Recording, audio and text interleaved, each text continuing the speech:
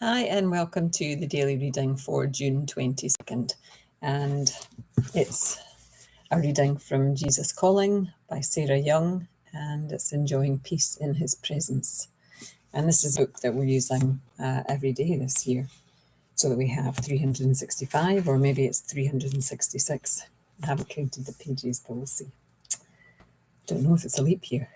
In fact, I should have checked that, because there would be February 29th if it was a leap year. Let me just have a quick peek.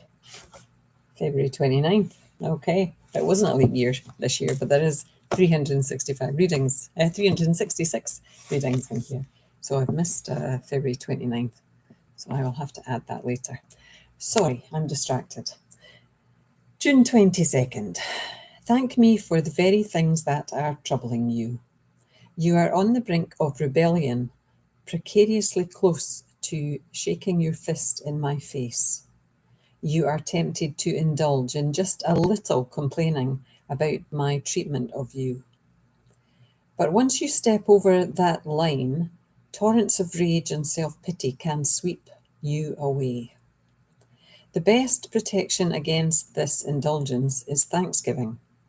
It is impossible to thank me and curse me at the same time. Thanking me for trials will feel awkward and contrived at first. But if you persist, your thankful words, prayed in faith, will eventually make a difference in your heart. Thankfulness awakens you in my presence, or to my presence, which overshadows all your problems. And this ties in with Psalm 116, verse 17, and Philippians 4, verse 4 to 6. So, yeah, shaking your fist in Jesus's face. Have you done that? I certainly have shaken my fist at God, in the air, cursing and swearing because I didn't get my own way, because things were not going my way.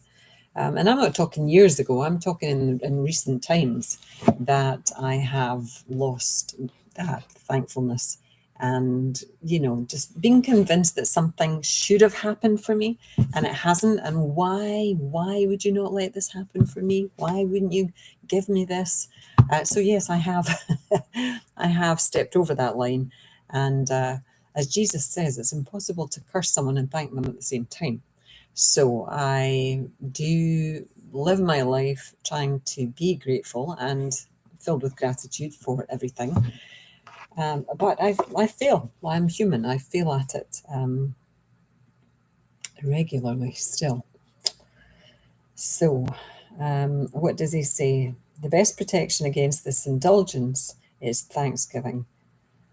Thanking me for trials will feel awkward and contrived at first. Yeah, I mean, it does seem weird, doesn't it, to say thank you very much for this flat tire I have in my car.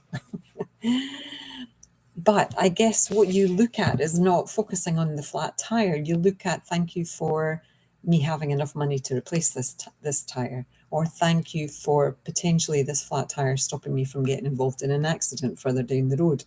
I think we can always find a little bit of gratitude in a situation if we don't focus on that situation itself. If we look for something that might be connected to it or around it, we can use that thankfulness and then be less likely to shake our fist at God and Jesus and say why me and why not me, and all those things that we curse about when we don't get what we want.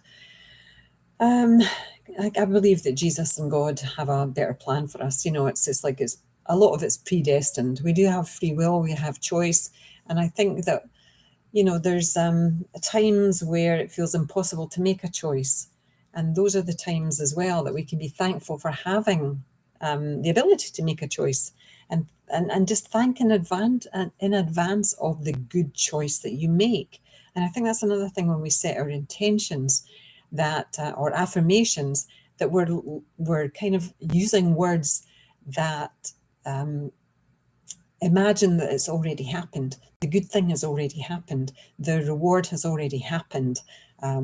So that we're keeping ourselves in this higher vibration, this vibration of thankfulness, rather than allowing ourselves to slip into that poor me and, victim mode that is so easy as humans for us to find ourselves in.